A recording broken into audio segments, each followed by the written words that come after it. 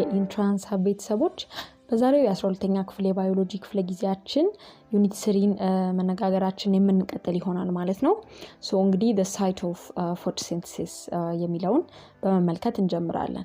So in plants the highest density of chloroplast is found in the mesophyll cells of the leaves. ስለዚህ mesophyll cells ማለት ምን ማለት እንደሆነ እንግዲህ በፓርት 1 ላይ ተመልክተን ነበረ።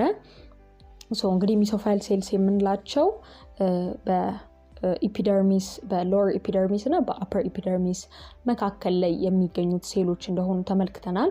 በራሳቸው በሁለት ይከፈላሉ ብለን ተመልክተን ነበር። ሶ እንግዲህ ሃይስት ዴንሲቲ የሚባለው ክሎሮፕላስት የሚገኘው በmesophyll ሴሎች ውስጥ ነው ማለት ነው።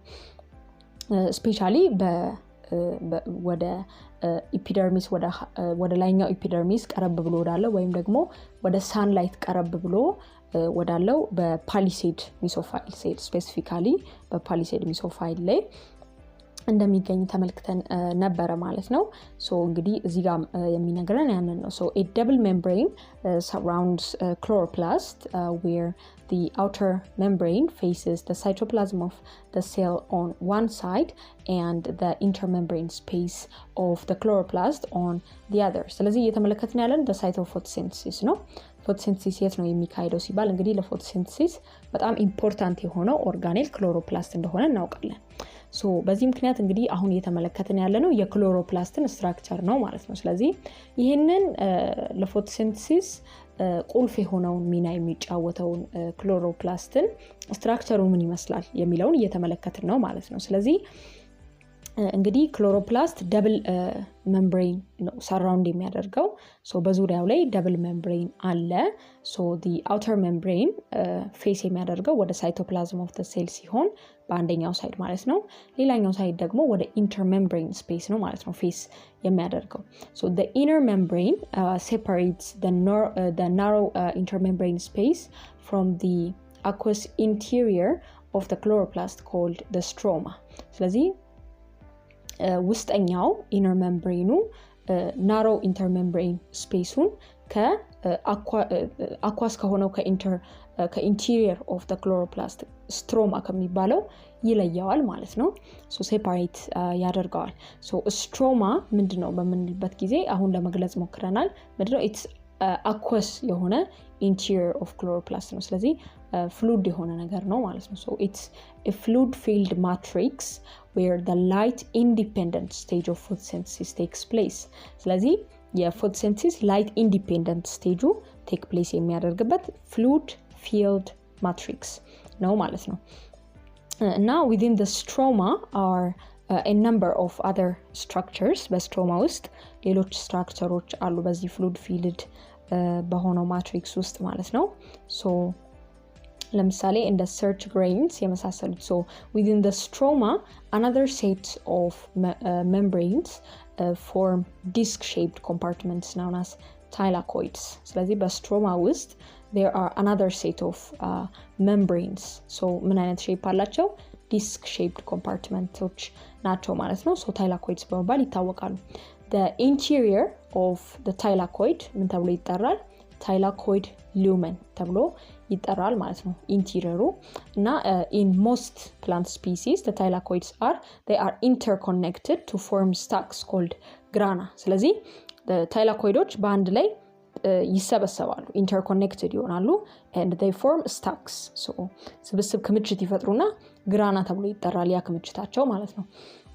እና ይሄ ግራና የሚባለው እንግዲህ ወደ 100 ያክል ታይላኮይዶች አንድ ላይ ሆነው በሚሰበሰቡ ስታክ ስንል ስታኩ ምን ያክል ታይላኮይዶችን ይዛል? ታይላኮይድስ እንግዲህ ዲስክ ላይክ ስትራክቸርስ ናቸው ብለናል።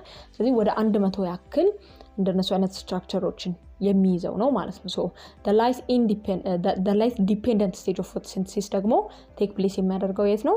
በዚህ በታይላኮይድ ውስጥ ነው ማለት ነው። ስለዚህ light independent በfluid filled matrix በሆነው በስትሮማ ውስጥ ይካሄዳል ብለናል። ላይት ዲፔንደንቱ ደግሞ በታይላኮይድ ውስጥ ይካሄዳል ማለት ነው። So within the thylakoids is the photosynthetic pigment called chlorophyll. ስለዚህ ክሎሮፊል የት ነው የሚገኘው? ፎቶሲንቴቲክ ፒግመንት የሆነው ይሄ ክሎሮፊል የሚገኘው የት ነው? በታይላኮይድስ ውስጥ ነው ማለት ነው። so some thylakoids have tubular extensions that join up with thylakoids in the adjacent grana ስለዚህ adjacent የሆኑት ግራናዎች ወይም ደግሞ መቶ ስታኮችን የሚይዙትም እርስ በርስ ሊገናኙ ይችላሉ። የሚሆነው እንዴት ነው? tubular extension like shape ያላቸው thylakoids በሚኖሩበት ጊዜ ነው ማለት ነው። so ሌላኛው በዚህ ዩኒት ስለ የምንመለከተው ስለ photosynthetic pigments ይሆናል ማለት ነው።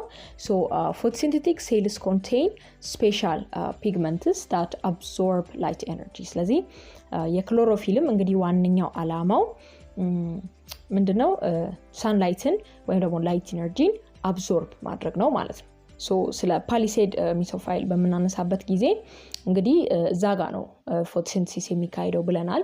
ምክንያቱም የሚገኘው ለሳንላይት ቀረብ ብሎ ባለበት ወደ አውተሩ ስትራክቸር ቀረብ ብሎ ስላለ ሞር ሳንላይት ስለሚያገኘው ሞር ክሎሮፕላስት ይኖረዋል ብለን ነበር። ስለዚህ ይሄ የሚያሳየን እንግዲህ ሳንላይት ምን ያክል ኢምፖርታንት ኮምፖነንት እንደሆነ ነውና so በዚህ ምክንያት እነዚህ በክሎሮፕላስት ውስጥ የሚገኙት ስፔሻል ፒግመንቶች ላይት ኢነርጂን አብዞርብ የማድረግ ነው ማለት ነው ስራቸው። so different pigments respond to different wavelengths of visible light ስለዚህ ብዙ አይነት ፒግመንቶች አሉ እነሱም ለተለያዩት አይነቶች wavelengths of visible light respond ያደርጋሉ ማለት ነው። so the pigments are chemical compounds which reflect only certain wavelengths of visible light so this makes them appear colorful. so flowers, corals and even animal skins contain pigments that give them their particular colors ስለዚህ እነሱ ግማሹን አብዞርብ የሚያደርጉትን አብዞርብ አድርገው ሪሊዝ የሚያደርጉትን ደግሞ ወይ ደግሞ ሪፍሌክት የሚያደርጉትን ደግሞ ሪፍሌክት ያደርጋሉ። ስለዚህ የተለያዩ አይነት ፒግመንቶች አሉ እነሱም ደግሞ ከዛ ኦርጋኒዝም ለምናገኘው ከለር ሪስፖንሲብል ናቸው ማለት ነው። so more important than their reflection of light is the ability of pigments to absorb certain wavelengths ስለዚህ ከሪፍሌክሽናቸው ይልቅ absorb የሚያደርጉት ነው ማለት ነው more matter የሚያደርገው so because they interact with light to absorb only certain wavelengths pigments are useful to plants and other autotrophs. so in plants, algae, cyanobacteria pigments are the means by which the energy of sunlight is captured for photosynthesis ስለዚህ እንዳልነው ለphotosynthesis take place እንዲያደርግ sunlight energy ያስፈልጋል። sunlight energy ደግሞ capture የሚያደርግ ነገር ያስፈልገናል። ለዚህ ደግሞ responsible የሚሆኑት በአውቶትሮፎች ውስጥ ለማን ናቸው ማለት ነው? እነዚህ pigments ብለን የምንጠራቸው ናቸው ማለት ነው። so these pigments are the means by which energy of sunlight is captured for the process of photosynthesis. But however since each pigment reacts with only a narrow range of spectrum there's usually a need to produce several kinds of pigments ስለዚህ ብዙ ዌቭሌንግዞች አሉ ለነዛ ለሚመጡት ደግሞ ስፔሲፊክ የሆኑ ፒግመንቶች ናቸው የሚያስፈልጉት ምክንያቱም አንዱ ፒግመንት ሪአክት ማድረግ የሚችለው በጣም ናሮ ሬንጅ ከሆነ ስፔክትረም ጋር ነው በጣም ጥቂት ከሆኑት ስፔክትረሞች ጋር ነው ማለት ነው። በዚህ ምክንያት ብዙ ስፔክትረሞች ሊመጡ ስላሉ ብዙ ፒግመንቶች ያስፈልጋሉ ማለት ነው።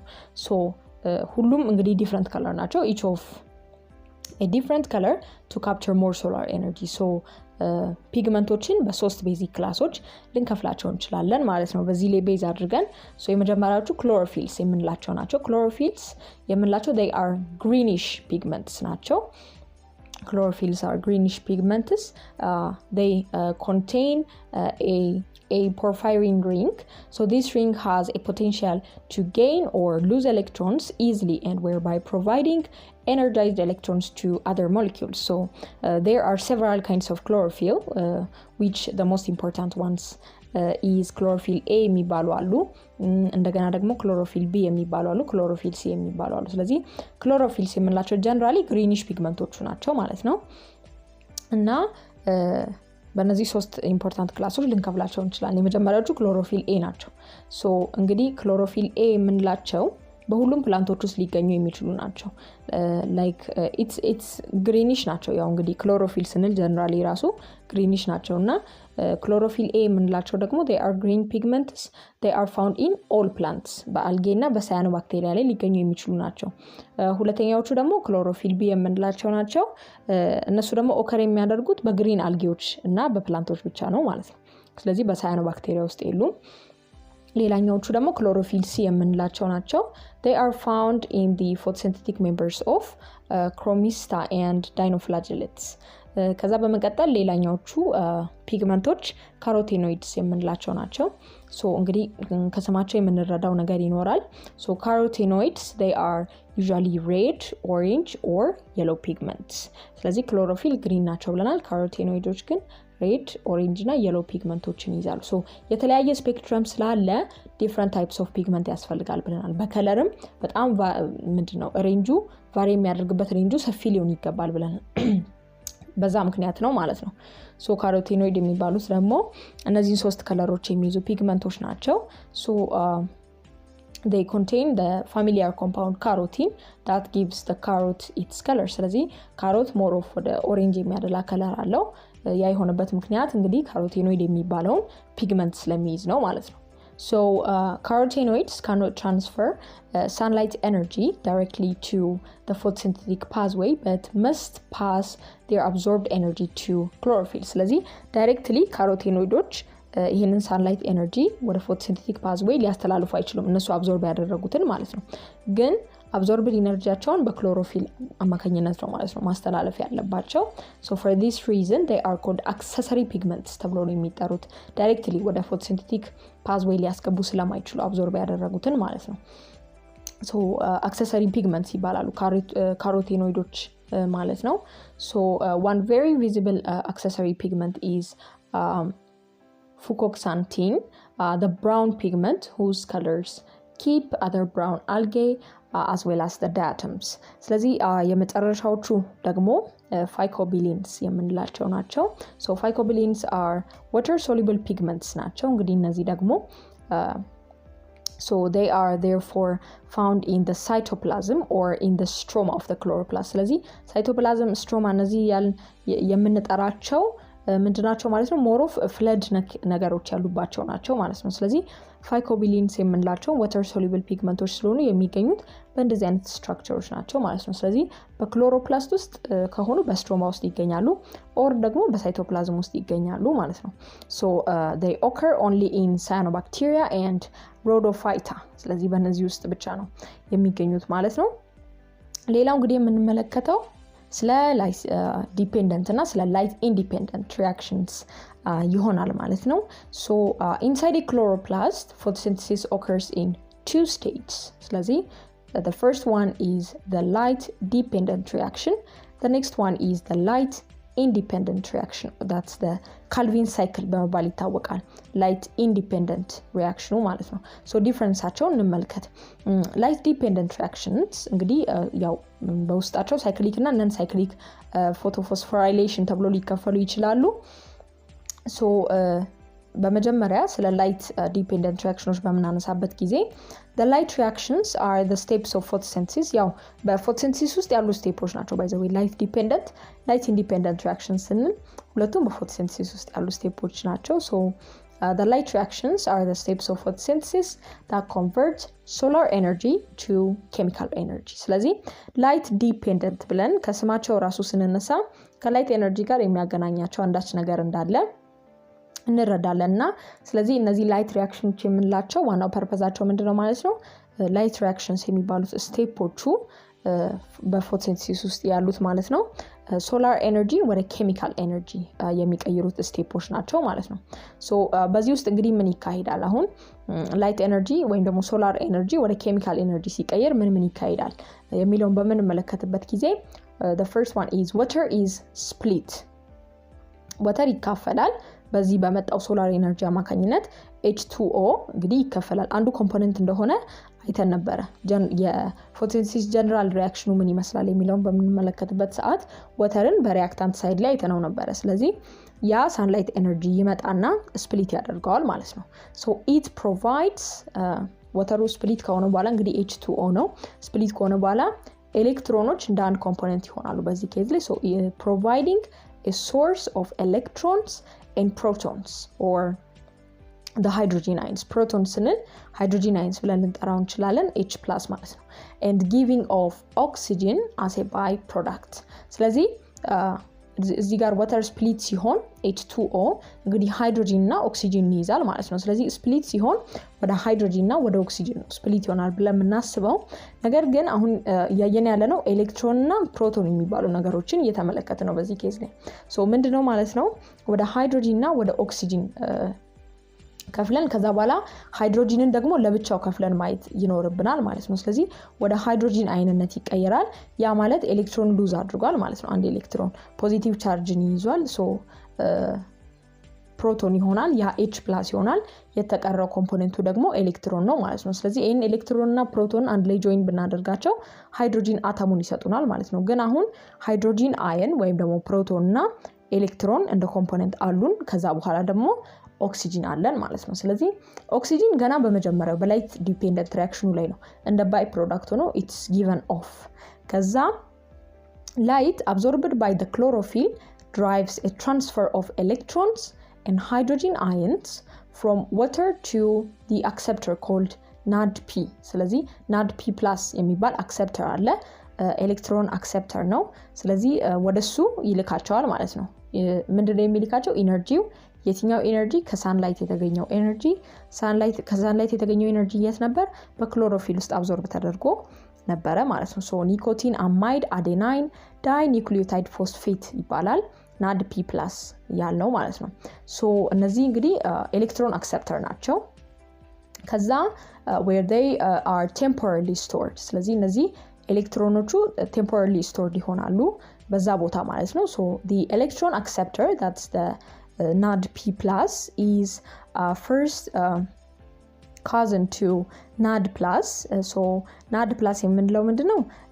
It functions as electron carrier in cellular respiration. ስለዚህ እንዳይረሳ ሪሌት ለማድረግ ስንፈልግ NADP+ እና NAD+ ማስታወስ ይኖርብናል። ብቸኛው ልዩነት በፎቶሲንተሲስ ኬዝ ላይ NADP አለች መጨረሻ ላይ። ሌላው ነገር ሁሉ ተመሳሳይ ነው ማለት ነው። ስለዚህ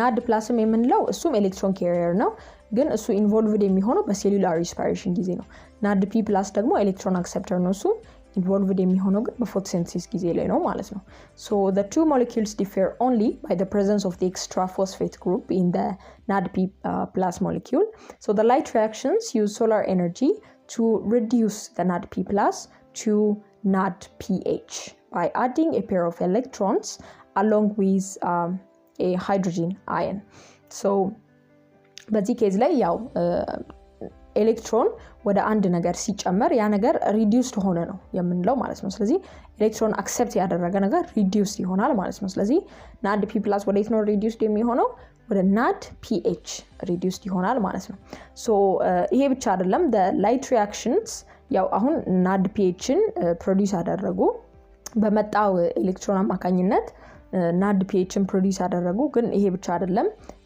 light dependent reaction ወይም ደግሞ light reaction ብለን እንጠራው እንችላለን በአጭሩ it also generates ATP using chemiosmosis to power the addition of phosphate group to ADP ስለዚህ ATPንም ጀነሬት ያደርጋል ማለት ነው ይሄንን ATP ደግሞ ኋላ ላይ በኬሚዮስሞሲስ ፕሮሰስ ላይ ልንጠቀመው ያለ ነው ATP ነው ማለት ነው ስለዚህ ኬሚዮስሞሲስ ላይም ያው ፐርፐዙ ምንድነው ፎስፌት ግሩፕን ከADP ጋር ለማገናኘት በሚደረገው ፕሮሰስ ላይ ነው ማለት ነው ኢንቮልቭድ የሚሆነው so a process called photophosphorylation ተብሎ ይጠራል thus light energy is initially converted to chemical energy in the form of two compounds እነዚህ ምንማን ናቸው NADPH እና ATP ስለዚህ በላይት ዲፔንደንት ሪአክሽን ላይ እነዚህ ሁለቱ እንደ ፕሮዳክቶች ይሆናሉ ማለት ነው ያው ኦክሲጂንም አለ it's given off ባይ ፕሮዳክት ስለሆነ ይወጣል ማለት ነው ሶ ለኤንቫይሮንመንታችን ፕላንቶች ኦክሲጂን ይሰጡናል ብለን የምናወራው ይሄንን ኦክሲጂን ነው ማለት ነው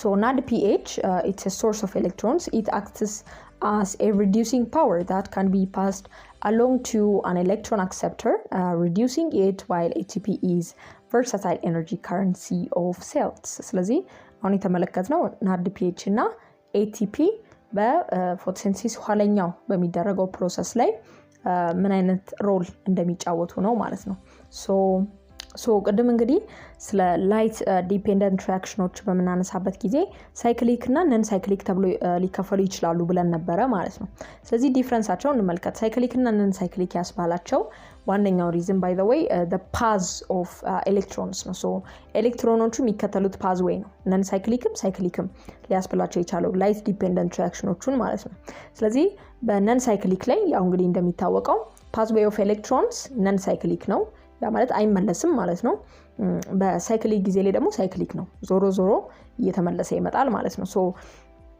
በነን ሳይክል ላይ the first electron donor ማን ነው water ነው ሶ በነን ሳይክሊክ ላይ first electron donor ወይም ደግሞ the source of electron water ነው አስተውሱ በነን ሳይክሊክ ላይ ማለት ነው በሳይክሊክ ላይ ግን the source of electron photosystem 1 ነው ሶ ስለ ፎቶሲስተሞች በቀጣዩ ክፍለ ጊዜ ሰፋ አድርገን የምንመለከት ይሆናል አሁን ግን ሳይክሊክ እና ነን ሳይክሊክ ስንል ያላቸውን ዲፈረንሶች እየተመለከትን ነው ማለት ነው ሶ the last electron acceptor ወይም ደግሞ የኤሌክትሮን ዴስቲኔሽኑ የት ነው ስንል በነን ሳይክሊክ ጊዜ NADP ነው በሳይክሊክ ጊዜ ላይ ግን ፎቶሲስተም 1 ነው ማለት ነው or ፎቶሲስተም 1 ነው ሶ ሌላኛው ፕሮዳክቶቹ ምንድናቸው በነን ሳይክሊክ ነን ሳይክሊክ ከሆነ ላይት ዲፔንደንት ሪአክሽን የሚካሄደው በነን ሳይክሊክ ፓዝዌይ ከሆነ ፕሮዳክቶቹ ምንድናቸው ATP አለ reduced NADP አለ ወይም ደግሞ NADPH አለ ኦክሲጅን አለ as a by product ማለት ነው በሳይክሊክ ጊዜ ላይ ግን